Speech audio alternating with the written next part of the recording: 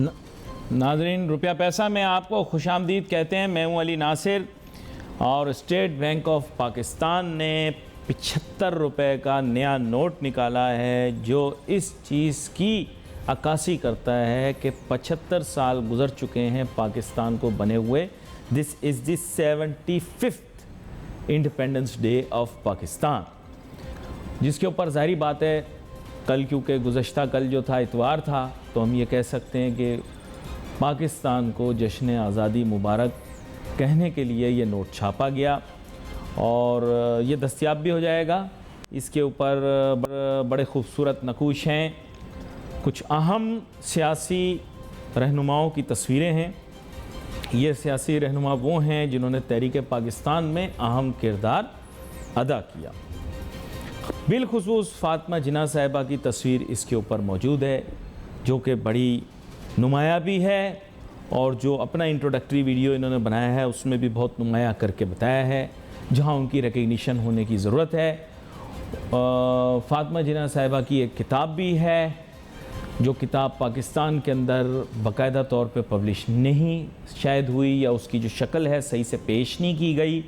उसके मुतालिक मैं जनाब शहबाज शरीफ साहब से भी गुजारिश करूँगा कि वो जो किताब है फ़ातिमा जिन्ना साहिबा की, जिसमें कायद आज़म मोहम्मद अली जिन्ना की सवाने उम्री भी है, और बिलखुसूस जिस दिन कायद आज़म मोहम्मद अली जिन्ना इंतकाल किए उसके जो वाक़यात हैं वो भी बयान हैं, और जो नेगलिजेंस की गई थी उसका भी ज़िक्र है। शायद इस वजह से उस किताब को नहीं लाया गया। खैर एनीवे, उम्मीद है, दुआ करते हैं कि पाकिस्तान की हुकूमत की आंखें खुलें, पाकिस्तान की आवाम की आंखें खुलें और माजी की गई गलतियों की हम इस्लाह कर सकें। इसके साथ ही दूसरी जानिब नोट पर दियार, दरख्त और साथ में मारखोर, ये दो अहम जो हैं चीज़ें मौजूद हैं। वाइल्ड लाइफ की ये और ख़ास तौर पे ट्रीज़ और फॉरेस्ट्स की ज़रूरत की जो है वो ये आगाही देते हैं। और साथ ही साथ अहम चीज़ ये भी है कि वज़ीर आज़म पाकिस्तान जनाब शहबाज शरीफ साहब को भी इस बारे में मैं कहूँगा कि इल्म भी है, और उन्होंने ख़ास तौर पे इसकी आगाही पैदा करने के लिए क्लाइमेट चेंज के मौजू को एक महवर बनाया है। दुनिया भर में मौसमियाती तब्दीलियाँ पेश आ रही हैं, लेकिन बिलखुसूस पाकिस्तान का माहौलियाती आलूदगी की वजह से, दरख्त काटने की वजह से, मैसिव अर्बनाइजेशन की वजह से पाकिस्तान की जो माहौलियाती निज़ाम है इसको हमने तबाह कर दिया है। हमारे मुल्क के अंदर महवर ये रहता है पूरा दिन सियासी डिस्को डांस करते रहो, कभी किसी सियासी जमात को गालियाँ दो, कभी किसी सियासी जमात को गालियाँ दो। लेकिन हमारा महवर इस वक्त मौसमियाती तब्दीली होना चाहिए, और इस आगाही की वजह से ही बैन अल-अक़वामी दुनिया के अंदर पाकिस्तान की शोहरत भी बढ़ी है। चाहे शहबाज शरीफ साहब हों या इनसे पिछले वज़ीर आज़म इमरान खान साहब हों, उन्होंने ये रियलाइज़ किया कि मौसमियाती तब्दीली हो रही। पाकिस्तान क्यों अहम है मौसमियाती तब्दीली के लिए, मुख्तसरन आपको बताऊंगा।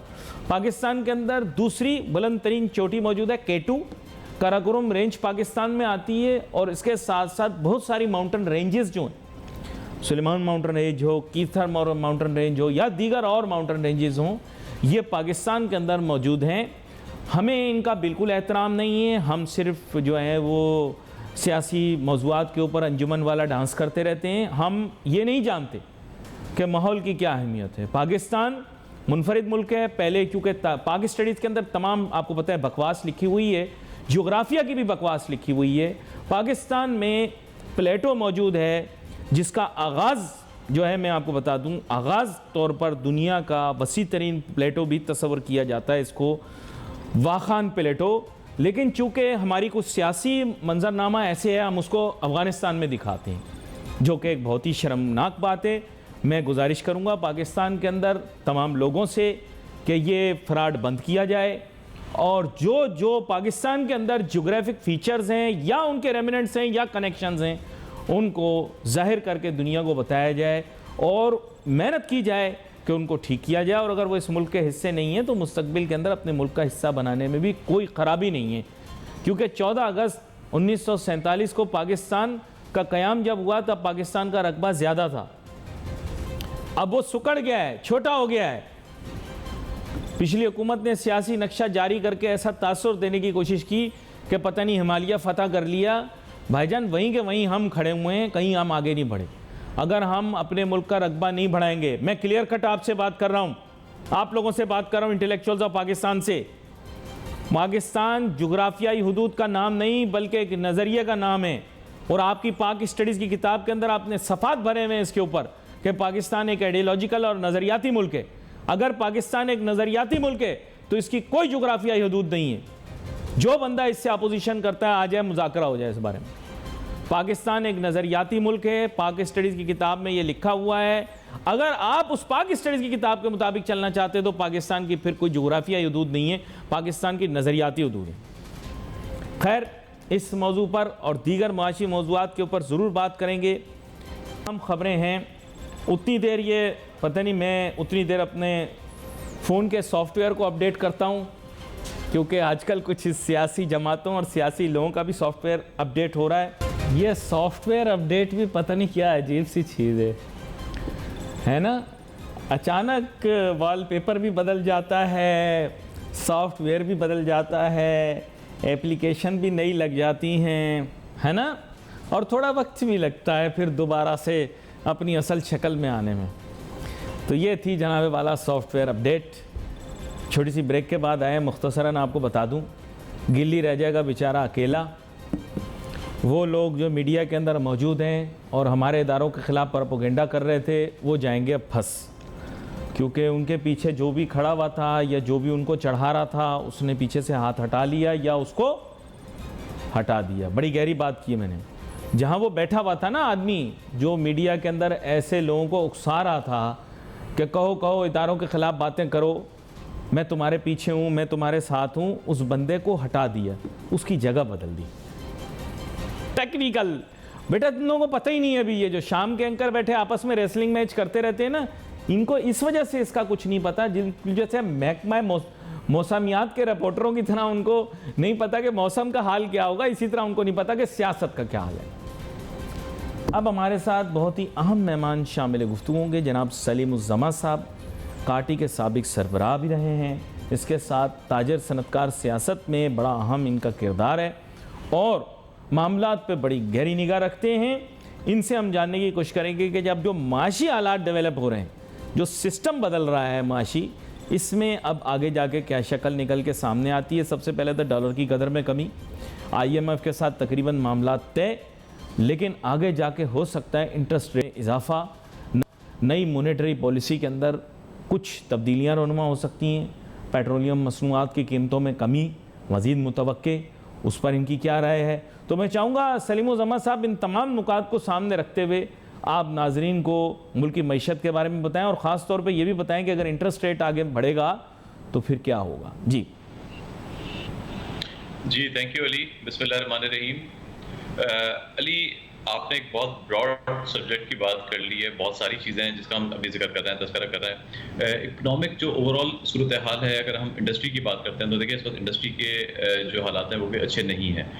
यस, ये एक अच्छा पॉजिटिव इंडिकेटर होता है लॉन्ग टर्म के अंदर कि अगर आपकी करेंसी की स्ट्रेंथ बढ़ती है, करेंसी की आपकी वैल्यू बढ़ती है, लेकिन करेंसी की वैल्यू में इतनी एब्रप्ट और इतनी जल्दी होने वाली फ्लक्चुएशंस भी एक बड़ा खतरनाक साइन होता है कि अचानक से डॉलर आपका 240 पे चला गया, 240 से फिर अब नीचे आ रहा है, जो कि अच्छी बात है, लेकिन इसके अभी हम कोई बहुत फौरी बेनिफिट्स आते हुए नहीं देख रहे हैं, क्योंकि उसकी वजह ये कि एक तो आपके इकोनॉमिक स्लोडाउन कंट्री के अंदर बहुत बुरी तरह से हो गया है। आपकी जो ओवरऑल इकोनॉमिक एक्टिविटी है वो बहुत शदीद स्लोडाउन का शिकार है।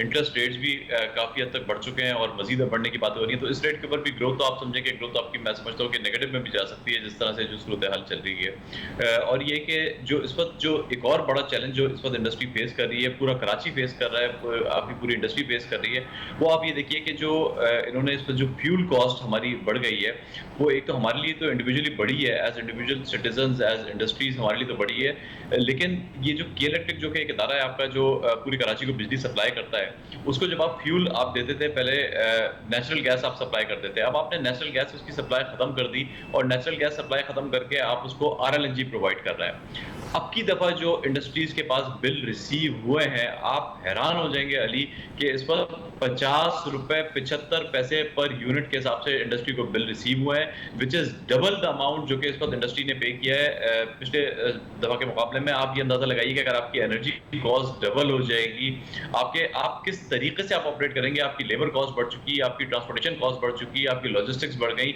आपकी एनर्जी कॉस्ट बढ़ गई।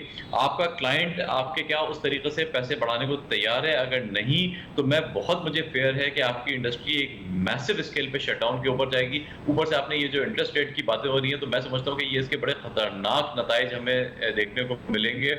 लोग ये कह रहे थे, मेरी भी सुबह एक साहब से बात हो रही थी, वो कहने लगे कि डॉलर का इम्पैक्ट एक पॉजिटिव आना चाहिए। मैंने कहा डॉलर का इम्पैक्ट पॉजिटिव तो जब आएगा जब आपके ओवरऑल बाकी तमाम इंडिकेटर्स भी आपके पॉजिटिव साइड पे जाएंगे, लेकिन बाकी तमाम इंडिकेटर्स आपके बहुत नेगेटिव साइड पे जा रहे हैं, जिसका एक ओवरऑल बड़ा खतरनाक पिक्चर बनती हुई नजर आ रही है। क्योंकि हमने देखा कि वबाई जब हालात थे पाकिस्तान में, कोरोना का दौर था, तो इंटरेस्ट रेट जो है वो काफ़ी कम कर दिया गया। किसी मसलियत के तहत ही किया, ज़ाहिर बात है, ताकि ताजर सनतकारों के ऊपर बोझ कम हो। फिर बहुत सारे ऐसे कर्ज़े भी दिए गए सस्ते नरखों पर, ताकि जो है लोग मुलाजमतों से ना निकालें लोगों को, और वबाई कैफियत के अंदर भी कारोबार किसी न किसी तरीके से चलता रहे। लेकिन अगर अब देखें, एक जो डायलेमा आपके सामने पेश कर रहा हूँ वो ये है कि बैनुल-अक़वामी जो इदारे हैं वो भी गलत नहीं हैं। बैनुल-अक़वामी इदारे ये कह रहे हैं कि आपके मुल्क में महंगाई आपके कंट्रोल से बाहर हो गई, डबल डिजिट में तो आ गई है, कहीं ऐसे 20%, 25% की बातें हो रही हैं। तो बात यह कि उस महंगाई को कंट्रोल करना भी बहुत ज़्यादा ज़रूरी है, और उसको कम करने के लिए जो माशी साइंसदान हैं वो ये कहते हैं कि साहब इंटरेस्ट रेट बढ़ाना चाहिए। तो यानी उनका लॉजिक अपनी जगह है, लेकिन जो मईशत का पहिया आप बता रहे हैं कि सनत व तिजारत स्लो डाउन हो जाएगी, तो उसके असरात अपनी जगह हैं। तो मिल बैठ के हुकूमत के साथ इस बारे में बात क्यों नहीं कर लेते? बेहतर नहीं रहेगा कि स्टेट बैंक और हुकूमत के साथ ताजिर सनतकार व्हाट्सएप से बाहर निकल के भी बात करें, क्योंकि अभी तक व्हाट्सएप से बाहर नहीं निकल रहे सियासतदान भी नहीं निकल रहे और ताजिर सनतकार भी नहीं निकल रहे। व्हाट्सएप ने बेड़ा गर्क कर दिया पाकिस्तान का। जी देखिए जी, इस हवाले से जो हुकाम बाला है या जो मुख्तलिफ अहदेदारान हैं, उन सबसे मुख्तलिफ लेवल्स के ऊपर निगोसिएशन और मुख्तलिफ लेवल पर डिस्कशन और फीडबैक देते रहते हैं। लेकिन इस वक्त बात यह है कि जो उनका जो पॉइंट ऑफ व्यू है, जो बज़ाहिर नज़र आता है, वो यही है कि IMF के अंदर इतना ज़्यादा फंस चुके हैं। IMF में क्या फंस चुके हैं? देखिए, IMF को तो मैं इसलिए कुछ नहीं कहता कि कोई भी बाहर का इदारा होगा वो तो ये चाहेगा कि आपकी कंट्री इस काबिल हो कि वो लोन को पे बैक कर सके। तो हकीकत ये है कि हमें तो पहले अपना घर सुधारने की ज़रूरत है। आपको अपना घर सुधारने के लिए क्या करना होगा? आपको अपनी इकोनॉमिक एक्टिविटी तेज़ करनी चाहिए। आपको एक बहुत सिंपल सी लॉजिक है, यस आप इन्फ्लेशन रेट, आप इंटरेस्ट रेट को बढ़ा के आप इन्फ्लेशन को कंट्रोल करने की कोशिश करते हैं। मैं समझता हूँ कि ये सोल्यूशन नहीं है। आपके यहाँ जब इकोनॉमिक एक्टिविटी तेज़ होगी तो ऑटोमेटिकली लोगों की बाइंग पावर बढ़ेगी, आपके पास टैक्सेशन की, आपके रेवेन्यूज़ में आमदनी बढ़ेगी, आपके जो ओवरऑल आपके इंडिकेटर्स हैं वो पॉजिटिव साइड पे जाना शुरू हो जाएंगे। तो ऑटोमेटिकली आपके यहाँ जब एक बाइंग पावर बढ़ेगी, लोगों के पास आमदनी होगी। आप ये सोचें कि अगर आप ग्रोथ रेट को स्लो कर देंगे, इंडस्ट्रीज को आप शटडाउन की तरफ लेके चले जाएंगे, जो कि बहुत सारी इंडस्ट्री जा चुकी है शटडाउन पे। लेट मी टेल यू कि यहाँ पे ये ऐसा नहीं है कि अब होने जा रहा है, ये हो चुका। बहुत सारी इंडस्ट्री शटडाउन पे जा चुकी है और मजीद इंडस्ट्री अब जाने की बातें हो रही है, मजीद इंडस्ट्री को अब तो रोकने की बातें हो रही हैं। तो इससे जो मास स्केल के ऊपर बेरोजगारी बढ़ेगी, इससे जो आप यूँ समझें कि इससे जो लाकानूनियत में इजाफा होगा, तो उसको कौन संभालेगा? उसको किस में कैपेसिटी है कि उस चीज़ को संभाल सके? और मैं तो ये कहता हूँ कि ये तो पाकिस्तान की एक बड़ी अनफॉर्चुनेटली एक बदनसीबी है। हम बात करते हैं कि हमें ये अगर हो जाता है डील तो हमें 2-3 बिलियन डॉलर यहाँ से मिल जाएंगे, उसके बाद फिर हमारे दोस्त ममालिक 4-5 बिलियन डॉलर हमें दे देंगे। तो पाकिस्तान जैसा मुल्क जो कि मतलब इतनी 22-25 करोड़ की आबादी वाला मुल्क है, वो 1-2-3-4 बिलियन डॉलर के लिए इस तरह से अपनी पूरे मुल्क को गिरवी रखवाने के ऊपर तैयार हो चुका है। ये हमारे लिए एक बड़ी शर्मनाक बात है। हमें कोई बहुत सीरियस इसके ऊपर बैठ के पॉलिसी बनानी चाहिए। मैं आपको एक छोटी सी एग्जांपल देता हूँ। ठीक है, हमारा उनसे कोई मुकाबला नहीं है, वो एक डेवलप्ड कंट्री है, लेकिन यूके को अगर आप ले लें, 7 करोड़ की आबादी वाला मुल्क, उसके लिए जो सिर्फ उनकी हेल्थ सर्विसेज का बजट होता है सालाना, वो 200 बिलियन डॉलर्स है। यानी 7 करोड़ की आबादी वाले मुल्क का सिर्फ हेल्थ बजट ही 200 बिलियन डॉलर है। हम यहाँ पे 2-3-4 बिलियन डॉलर के लिए हम इस तरह से कर रहे होते हैं। तो हमें इस वक्त हम सबको एक मिलकर बैठना चाहिए। मैं आपकी बात से पूरी तरह से मुत्तफिक हूँ, और अपनी बजाय इसके कि हम इस वक्त ग्रोथ को स्लो डाउन कर लें, हमें फोकस ये करना चाहिए कि किस तरीके से हमें अपनी ग्रोथ को बढ़ाना है। बातें आपने जितनी करवानी हो पाकिस्तानी सियासतदानों से करवा लें, ब्यूरोक्रेट से करवा लें। बातें बनाने के मास्टर और मिली नगमे बनाने के मास्टर। देखें, मैं अभी यूके की बात कर रहे थे सलीमुज़्ज़मा साहब, मेरा यूके जाने का इत्तिफाक हुआ। काफ़ी दफ़ा उनकी रियासत की बहुत सारी तारीख़ें होती हैं, मतलब किसी दिन मलका की ताज पुछाई की तारीख़, किसी दिन जनाब दूसरी जंग अज़ीम में जीत की तारीख़, किसी दिन रियासत के क़याम की तारीख, लेकिन मैंने नहीं देखा कि वो मिली नग़मे बहुत ज़्यादा गाते हों। जो मुल्क दुनिया में तरक्की नहीं कर रहे होते ना, उनकी मिली नग़मों की तादाद ज़्यादा होती है। ये है मसला। सलीम उज़ ज़मा साहब, आप यूके का जिक्र कर रहे थे, आप भी यूके गए हैं, अभी आप बताएं। 200 अरब डॉलर का उनका सेहत का बजट है। मैंने कितनी दफ़ा BBC के दोनों चैनल, स्काई के पता नहीं कितने चैनल, कभी मैंने ये नहीं देखा कि वहाँ पे मिली नग़मे चल रहे हों, लेकिन काम धनाधन हो रहा होता है। हमारे मुल्क में काम टके का नहीं हो रहा, लेकिन मिली नग़मे धनाधन चला रहे हैं हम। तो मैं सलीम ज़मा साहब आपसे चाह रहा हूँ कि आप भी इस बात को ज़रा गारंटी करें। ज़रा आप भी यूके गए हैं, आपने जिक्र किया भी। सर यूके में आप बताएं, आपने देखा कोई मिली नग़मा? मैंने नहीं देखा, मैंने सिर्फ कौमी तराना उनका सुना है। हमारे आप रंग रंग के तरह तरह के आपको मिली नग़मे मिलेंगे। कहीं फ़ाखिर इस पे डांस कर रहा है, कहीं कोई इस पे डांस कर रहा है, कभी कोई किसी पे डांस कर रहा है। ये वतन हमारा है, ये तुम्हारा है, फलां का है, ये है, वो है, सारी बातें कर ली, तरक्की नहीं हो रही। अब कोरंगी का मैं आपसे जिक्र करता हूँ। सर कोरंगी कासवे हर साल डूबता है। सबसे बड़ा सनती इलाका ये कहलाता है, लोग कहते हैं पाकिस्तान का, कुछ लोग कहते हैं कराची का। तो मुझे ये बताएं सर, आप मिली नग़मे 4 एक साल में कम बना लें। आप ये करें सर, ये कासवे की जगह पुल बना दें मुझे प्लीज़, मेरी आपसे दरख्वास्त है। सर आप CM साहब से कहें जी। इस पे अली बात यह कि मिली नग़मे आप बनाएं ना बनाएं, उससे हमें हमारा क्या लेना देना। मिली नग़मे ठीक है, सुनते हैं कभी कभी, एक थोड़ा सा आप लहू गरमाने के लिए सुन लेते हैं आप 14 अगस्त को साल के साल, लेकिन उसके बाद क्या करते हैं, असल चीज़ वो है। मैं समझता हूँ कि हमारी डायरेक्शन वाकई बहुत गलत है। हमें ये देखना चाहिए कि हमारी डायरेक्शन किस तरफ जा रही है, और हमारी जो पूरा एक हमारा फोकस है वो होना चाहिए कि इकनॉमिक इमरजेंसी के ऊपर हमारा फोकस होना चाहिए कि किस तरीके से अपने मुल्क की इकनॉमिक हालात को सुधारना है।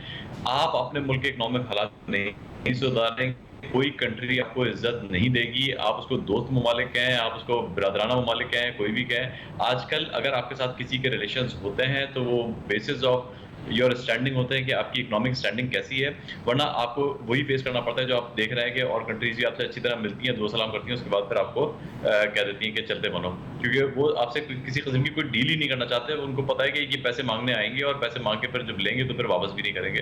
तो हमें अपने पाँव पे खड़ा होना चाहिए और ये $1-2 बिलियन के हमें पीछे छोड़ देना चाहिए। हम ज़ाहिर है कि अभी फौरी तौर पे नहीं छोड़ सकते, हमें भी अंदाज़ा है इस बात का, लेकिन हमें ये सोचना चाहिए कि हमें अपने आप को किस तरह इस काबिल बनाए कि हम लोन देने वाली कंट्री हो, लोन लेने वाली कंट्री ना हो। मैं समझता हूँ पाकिस्तान में हर तरह का पोटेंशियल मौजूद है। कोरंगी का आपने जिक्र किया, कोरंगी के हालात आप ये आपके सामने हैं, आप भी कोरंगी के अंदर बेस्ट हैं, आपको भी अंदाजा है कि क्या यहाँ पे हालात हैं, किस तरह के बारिशों के अंदर किस तरह से हमारा पूरा इलाका कट ऑफ हो जाता है। अभी एक बड़ी खुशहाल बात सुनने में ये आई कि जो नदी वाला रास्ता है जो कि कनेक्ट करता है कोरंगी क्रॉसिंग को डिफेंस के साथ, तो वहाँ पे सुनने में आया है कि अब यहाँ पे कोई एक एलिवेटेड रोड बनाया जाएगा। ज़ाहिर है कि ये तो एक मेकशिफ्ट अरेंजमेंट था जो कि अपनी मदद आपके तहत एक नदी के अंदर से एक रास्ता निकाल दिया था जिससे डेली हज़ारों लोग कम्यूट करते थे।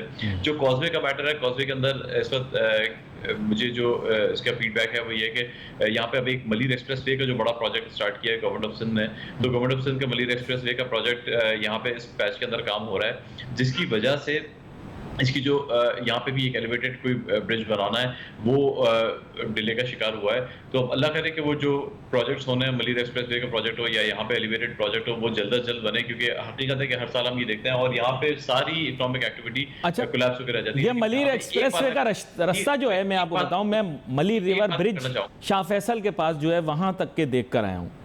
तो सर ये जो मुझे दिखा वो एलिवेटेड ब्रिज नहीं था, बेसिकली एक ठिया नुमा रास्ता बना हुआ है, जिसके माने ये हैं कि वो एलिवेटेड तो ज़रूर है लेकिन बस फिलिंग की गई है उसके अंदर।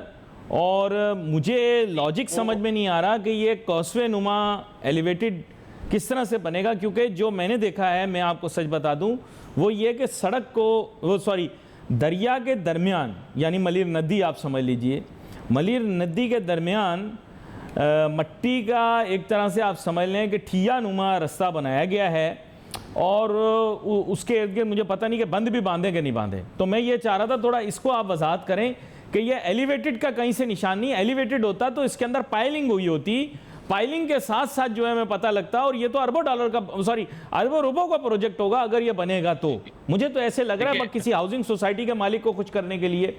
अब खैर ज़्यादा ना मुँह से निकल जाए। जी सलीम साहब। नहीं, मैं इसमें आपको बताऊँ कि जो हमारी इनसे मीटिंग्स हुई हैं, तो उसके अंदर जो उन्होंने बताया गया है कि इसके अंदर ये एलिवेटेड ही है, उसके हमने सारे नक्शे भी देखे थे और अच्छा प्रोजेक्ट है। हम इसको जो अच्छे काम है हम तो उसको एप्रिशिएट करते हैं, उसको होना चाहिए। तो ये एलिवेटेड ही होगा थ्रू आउट और ये जाके काठौर तक वहाँ पे कनेक्ट होगा, तो इससे आपकी जो कनेक्टिविटी है उसके अंदर बहुत फ़ायदा होगा। लेकिन इससे जो वक़्ती तौर पे कॉज़वे को डैमेज हुआ है या जो कॉज़वे के अंदर इस पे नुकसान हुआ है, तो ये ज़ाहिर है कि बड़ा एक मेजर लॉस है और ये हर साल ही होता है। हर साल बारिशों के अंदर हम ये देखते हैं पूरा इंडस्ट्रियल एरिया कट ऑफ हो जाता है। लेकिन एक बात जो मैं बड़ी इंपॉर्टेंट करना चाह रहा था, देखिए हम लोग सारी नेगेटिव बातें बहुत सारी करते हैं, हम ये देखते भी हैं कि हो रही हैं, लेकिन इस वक्त हमें एक अप्रिशिएट करना चाहिए हमारी जो ट्रैफिक पुलिस है कि इस वक्त आपके 2 मेजर रास्ते कट ऑफ हो चुके हैं। सुबह आप भी आए होंगे, मैं भी आया था, लेकिन मैं समझता हूँ कि जिस तरह से ट्रैफिक पुलिस ने इस वक्त काम किया तो एटलीस्ट उनके लिए एक अप्रिसिएशन बनती है कि उन्होंने कम से कम काम कर ट्रैफिक चालू रखा है। तो ये एक अप्रिशिएट करने वाली बात है जो मैं ऑन रिकॉर्ड लेके आना चाह रहा था। ये बड़ी अहम बात है सलीमुज़्ज़मान साहब। मैं बताऊं आपको, लीस्ट अप्रिशिएटेड है हमारी ट्रैफिक पुलिस। बेचारे अपनी तरफ से बड़ी कोशिश करते हैं हमारे ट्रैफिक पुलिस वाले, लेकिन मैं बताऊं आवाम भी बहुत दफ़ा कोऑपरेट नहीं कर रही होती। बाकी ये कि हमारी ट्रैफिक पुलिस के रवैये के मुतालिक जो भी कहता है वो कह ले, लेकिन मैंने ज़्यादातर आप वाली बात की एंडोर्समेंट करता हूँ कि बेचारे कोशिश करते हैं कि जहाँ जिस हद तक वो अपने वसाइल में रहते हुए काम कर सकें वो कर रहे होते हैं। ऐसी बात नहीं है और उनको अप्रिशिएट करना भी चाहिए। बड़ी अच्छी ये बात आपने की है, यकीन करें सलीमुज़्ज़मान साहब, और मैं इस चीज़ पर आपका शुक्रिया भी अदा करता हूँ। यहाँ पर प्रोग्राम का हमारा चाहता है wait for message on Facebook. Ali Nasir हमारी टीम को इजाज़त दीजिए। अल्लाह।